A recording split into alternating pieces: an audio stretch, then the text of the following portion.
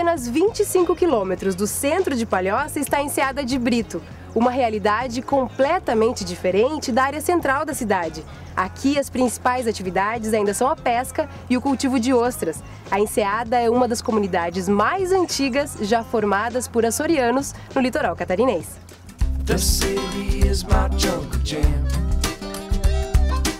Quando começa a história da Enseada de Brito?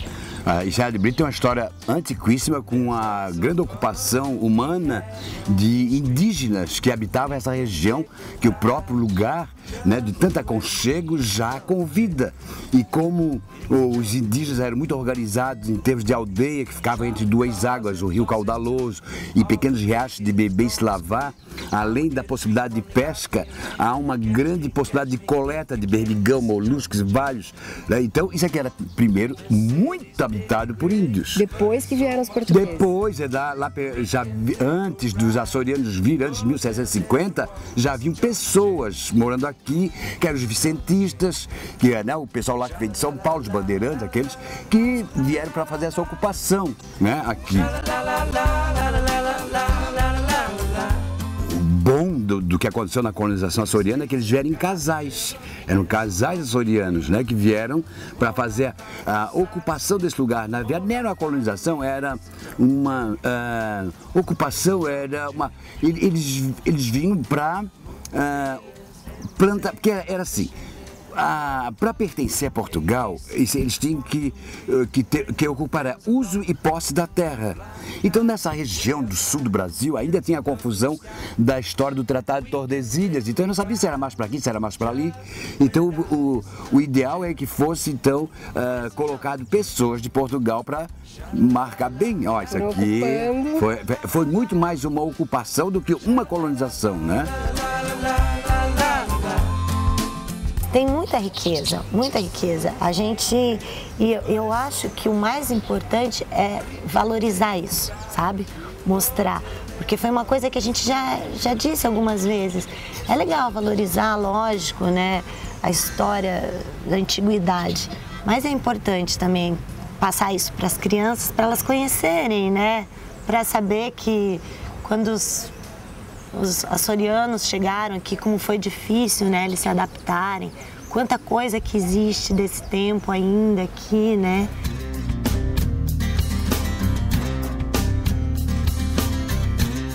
O interessante aqui da Enseada, que ainda está parada no tempo, tem todo um problema ainda de conservação, mas restaram algumas arquiteturas, porque isso aqui era como um Ribeirão da Ilha, Laguna, São Francisco do Sul. Algumas arquiteturas como a sua casa, né? Algumas, que é uma das mais antigas. Poucas casas sobreviveram. Com a modernidade, aparecem outras necessidades, principalmente a garagem, né? Então, muita gente acreditava que essas casas coloniais eram casas velhas. E claro que eles também queriam ser mais modernos. Então vão demolir os casarões, essa arquitetura colonial, né, que tem bem marcada nessa, em outras casas, e vão fazer as casas modernas. Muito por causa da necessidade de garagem também, né? Vamos conhecer então as casas que restaram? Pois é, dá pra gente ver algumas, né?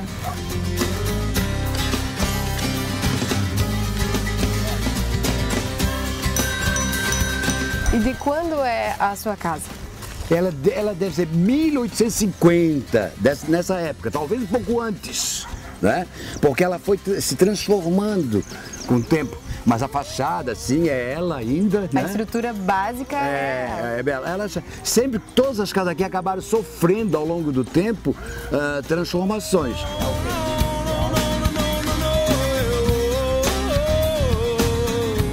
E foram muitas as mudanças. Uma delas ocorreu com a chegada da energia elétrica em 1932, dando fim ao uso de querosene e de lampiões. Atualmente, a cidade conta com uma subestação da Eletrosul.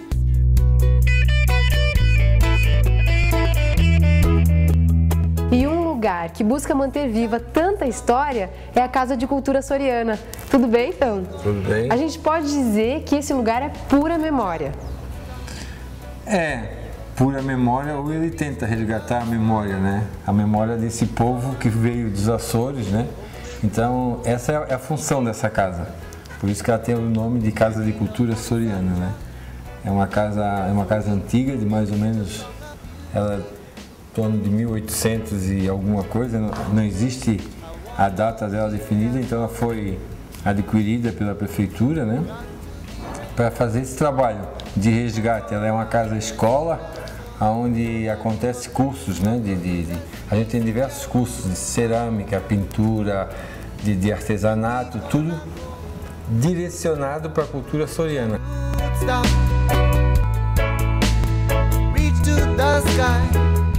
Uma das características bastante fortes dessa cultura é a festa do Divino, né? A festa do Divino é uma das tradições mais antigas e mais características desse povo.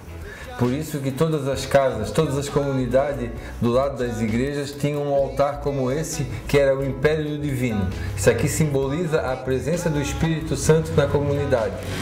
Então, nos festejos, nas festas de Pentecostes, que todos os anos vai de junho, vai de maio a julho, as festas normalmente, assim, né, nesse período, acontece, por exemplo, a festa da Enseada é uma festa muito forte. Vem pessoas de todas as comunidades, isso aqui fica transformado de tanta gente, né? E aí a festa acontece na igreja, mas o rei, a rainha, o padre, todo o cortejo vem até a casa, que é onde está localizado esse império, aí trazem a coroa, o cetro, né? E depositam aqui. No outro dia, na hora da missa, vem todo o cortejo, pega a coroa e o cetro, quer dizer, é como se eles viessem pedir permissão ao divino para que a festa estivesse acontecendo. Então é bem característica assim, e é uma coisa bem forte que passa o tempo e a fé do povo se mantém, que é a fé no Divino Espírito Santo. Muito legal, foi muito bom conhecer esse cantinho. Tem algum lugar aqui que a gente possa conhecer melhor, um lugar especial? Olha, tem um espaço aqui na Enseada que se chama Caminho de Nazaré. Se tu quiseres conhecer...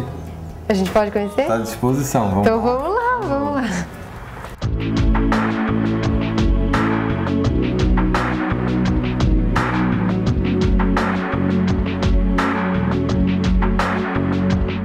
Ó, aqui, por exemplo, ó, aqui tem uma obra que é feita com restos de pias de banheiro.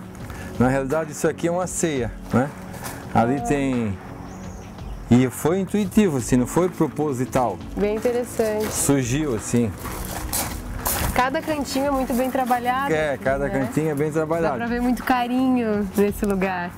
Carinho e dedicação. Eu acho que tudo que tu faz tem que ser feito com amor, senão as coisas não funcionam. Esse é um dos tantos lugares especiais que tem aqui, né? Esse foi a última aquisição do caminho. Esse aqui era um antigo galinheiro, por loucura, né? Foi transformado no Canto do Peregrino. É um espaço alternativo, é um espaço de meditação, mas Jesus é sempre o mestre, né? Então não tem... Esse espaço é feito para isso mesmo, para relaxar.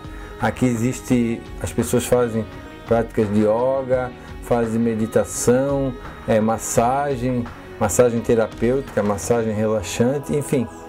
É um local para as pessoas ficarem em repouso, né? Em paz, assim, estar em harmonia com, como eu falei para ti anteriormente, entrar em harmonia com o seu ser interior, assim. Esse espaço deve ajudar muito, né?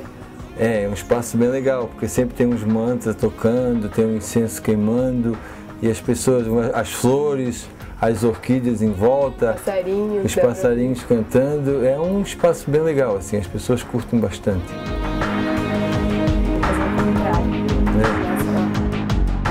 E quem mais frequenta esse lugar? O caminho como um todo é um centro de vivências, né?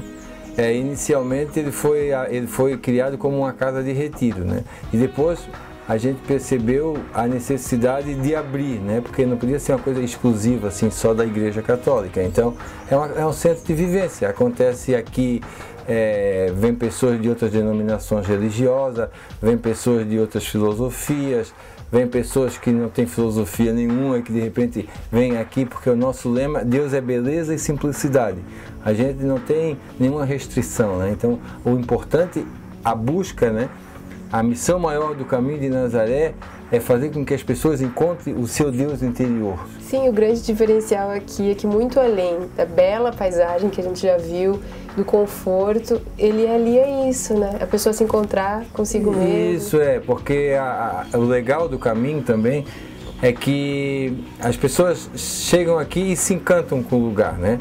E aí depois, independente da denominação, do que ela pratica, do que ela deixa de praticar, porque a essência, né, Jesus mesmo falou, né, que o importante é o amor. Então, se tu ama, tu tem que estar bem em qualquer lugar, né? Essa é a nossa busca.